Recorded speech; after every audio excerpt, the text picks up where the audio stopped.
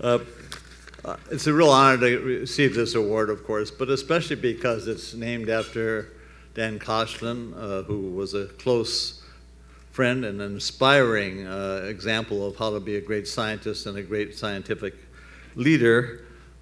Like almost everybody else who's a scientist working on cells, I, of course, read about, taught, wrote about his wonderful scientific breakthroughs.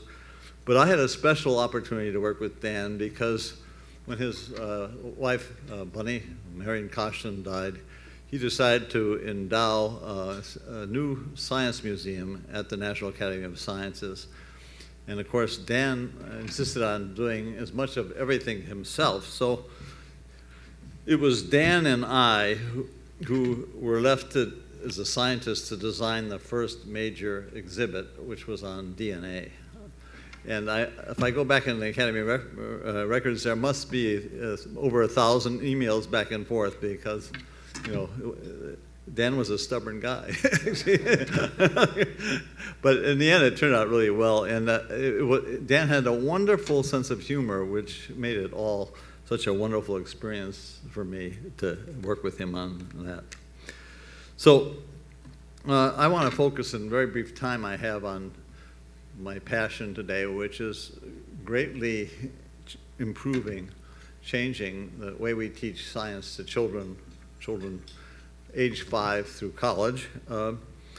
And my mission would be to help recruit many more scientists to this effort because it's not going to happen without us.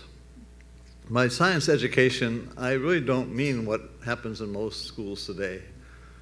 Memorize all the facts that you can about what scientists have discovered about the world in biology, whatever, chemistry, whatever. That I don't think is important. What I think is important is teaching science as the practice of science. Kids have to experience trying to solve age-appropriate problems in school. And in that way, everybody would hopefully gain critical thinking skills that the world needs, that everybody needs. So basically, I would like to advertise the wonderful 3-minute video that Flora Lichtman made. I talked to her for an hour talking about garbage, and she took that and made 3 minutes out of it. And it actually makes the point much better than I can make today. So I like to emphasize something I discovered when I first came to the Academy and made my first trip to India. Prime Minister Nehru, the first Prime Minister of India, coined the term scientific temper.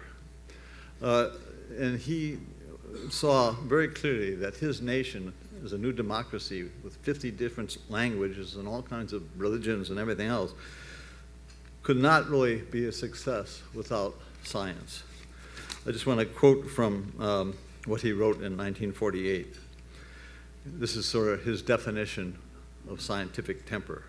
He said, "The adventurous and yet critical temper of science, the search for truth and new knowledge, the refusal to accept anything without testing and trial, the capacity to change previous conclusions in the face of new evidence, the reliance on observed fact and not on preconceived theory, all this is necessary, not merely for the application of science, but for life itself and the solution of its many problems."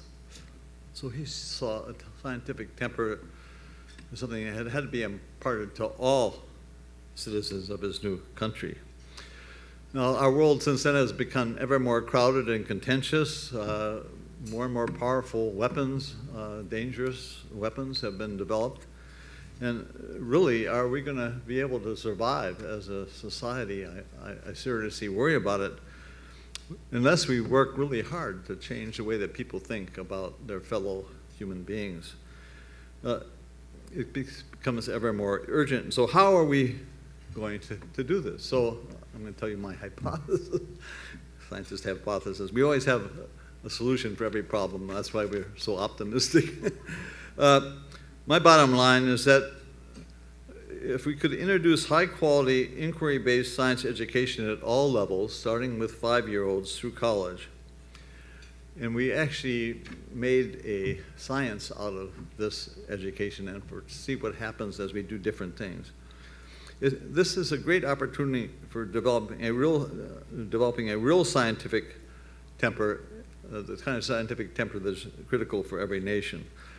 The good news is all parents should want this for their children because it's exactly the same kind of problem-solving skills, insistence on evidence and logic that is important for anybody to have a good job these days in the modern world of work. So we're not selling scientific temper. We're producing capable human beings who could actually survive in our society and not be fooled and make our world a safer place.